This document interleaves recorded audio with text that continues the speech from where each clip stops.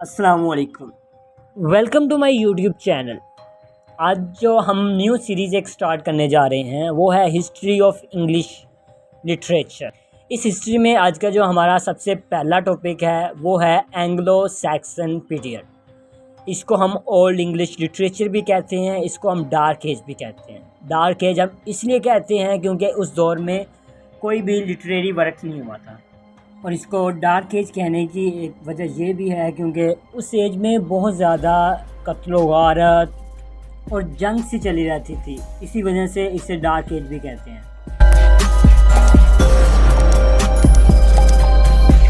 इस वीडियो में बेसिकली हम एंग्लो सैक्सन पीरियड का सिर्फ एक पार्ट लेने जा रहे हैं और वो पार्ट है historical background of Anglo Saxon period. ये पीरियड 410 में स्टार्ट होता है और 1066 तक रहता है, 20वीं सदी तक। ओके, मैं आपको एक स्टोरी सुनाता हूँ एंग्लो सैक्सन पीरियड के बैकग्राउंड पे। 55 BC की बात है कि जब रोमन्स एंड फ्रांस के दरमियान जंग चल रही थी और रोमन किसी भी तरह भी फतह हासिल नहीं कर पा रहा था क्योंकि रोमन उस वक्त सुपर पावर था और फ्रांस के पास भी काफ़ी ज़्यादा असलहात, काफ़ी ज़्यादा अब कह लें कि आलात थे उन जंग को जीतने के लिए। तो जो उस वक़्त का रोमन्स का कमांडर था जूलियस, उसने ये देखा कि इनके वीक पॉइंट्स कौन कौन से हैं। तो उसे पता चला कि केल्ट्स, जिसे हम ब्रिटेन भी कहते हैं, वो फ्रांस का साथ दे रहे हैं हमारे ख़िलाफ़।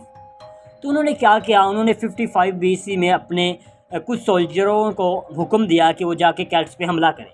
जब उन्होंने हमला किया और उस हमले में वो नाकाम हो गए। अब 1 साल तक वो जंग चलती रही। 54 20वीं सदी में उन्होंने फिर दोबारा अपनी फ़ौज, सारी फ़ौज को इकट्ठा किया और उन्होंने फिर दोबारा केल्ट्स पे हमला करने का कहा। इस बार वो इस जंग को जीत गए। अब उसी दौरान क्या होता है कि रोमन जो फ्रांस पे उन्होंने हमला किया था, तो फ्रांसीसी जो लोग थे उन्होंने बगावत शुरू कर दी उनके दरमियान। अब जो रोमन फौज थी उसको वापस उस बगावत को रोकने के लिए वापस जाना पड़ा।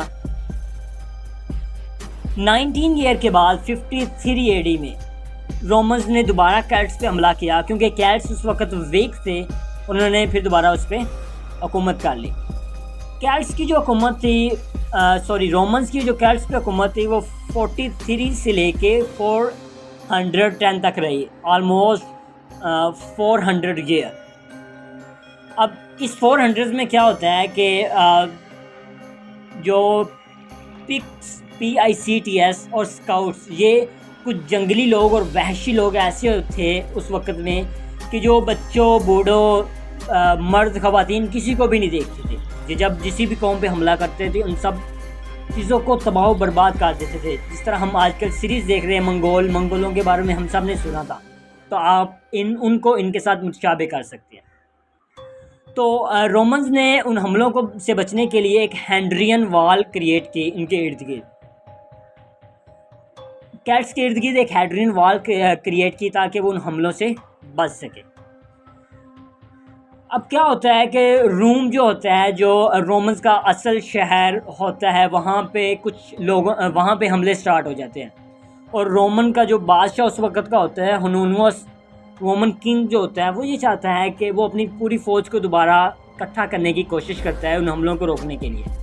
और रोमन फ़ौज जो केल्ट्स में होती है वो केल्ट्स को ये बताती है कि अब हम जा रहे हैं, आपका वतन आपके सुपुर्द है, अब आप पे डिपेंड है कि आपने इसकी हिफाजत किस तरह करनी है। तो जो केल्ट्स होते हैं वो 3 कबाइल को दावत देते हैं उन हमलों को रोकने के लिए, स्काउट्स और पिक्स के हमलों को रोकने के लिए, एंग्लो सैक्सन एंड जूलियस। अब जो एंग्लो थे ये एक ट्राइब था जो नॉर्थ जर्मनी से आया। सैक्सोनी एक इलाका है, वहाँ से आया था। और जूलियस से ये डेनमार्क से आया। इनका जो मेन मकसद था वहाँ पे आने का वो सिर्फ़ और सिर्फ ये था कि उन्होंने वहाँ पे केल्ट्स की मदद करनी थी अगेंस्ट पिक्स। लेकिन वो जब यहाँ पे आए तो उन्होंने वहाँ पे रहने का सोचा। जबकि जो रोमन से वो क्या करते थे कि वो जब भी किसी भी जगह पे हमला करते थे तो वहाँ पे सिर्फ अपनी सरहदों को बढ़ाने के लिए और उन पे हुकूमत करने के लिए आते थे। जब उन्होंने केल्ट्स पे हमला किया तो वो वहाँ पे लैटिन लैंग्वेज लेके आए। और अब जो एंग्लो सैक्सन और ज्यूलिश आए थे, ये अपने साथ जर्मैनिक लैंग्वेज, जिसे हम ओल्ड इंग्लिश लैंग्वेज कहते हैं, वो लेके आए। अब इसके बाद क्या होता है कि वो यहाँ पे आते हैं और वहाँ पे वो रहने का सोचते हैं।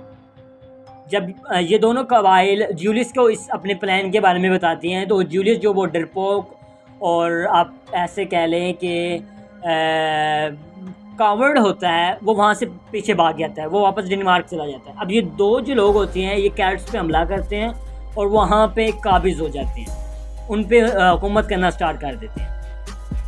अब इसमें एक और चीज़ मैं आपको बताता चलूँ, एंग्लो और सैक्सन एज में जो मजबूत ट्राइब था वो एंग्लो था, और इसी वजह से इसे हम एंगललैंड भी कहते हैं, और जो बाद में इसका नेम इंग्लैंड बन गया।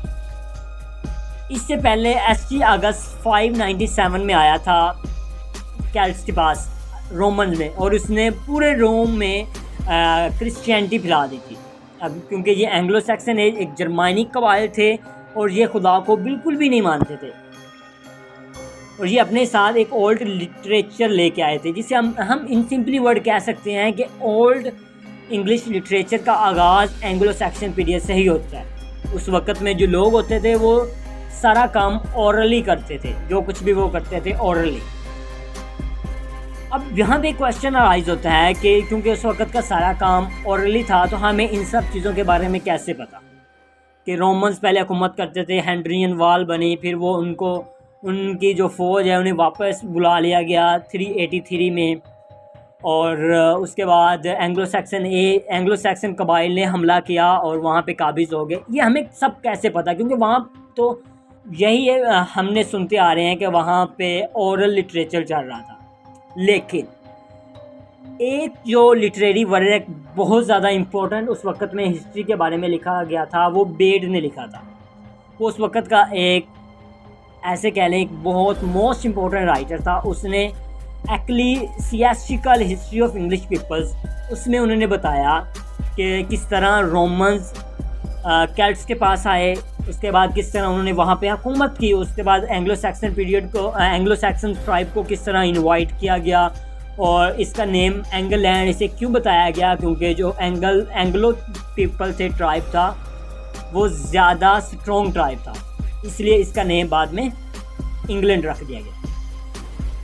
अब उसके बाद क्या होता है कि उन्होंने अपने किंगडम को 7 मेजर पार्ट्स में डिवाइड किया। सबसे जो पहला था नॉर्थ अम्ब्रिया, दूसरा मर्सिया, तीसरा ईस्ट एंग्लिया, चौथा एक्सेक्स, पांचवा कैंट, सुसेक्स एंड वीसेक्स। ये सब कुछ historical background of Anglo Saxon period था। उम्मीद है आप सब लोगों को ये वीडियो बहुत ज़्यादा पसंद आई होगी। अब इसके जो नेक्स्ट पार्ट हैं, literary works, important writers, important theme of this age, वो हम अपनी नेक्स्ट वीडियो में कवर करेंगे। तब तक के लिए अल्लाह हाफ़िज़।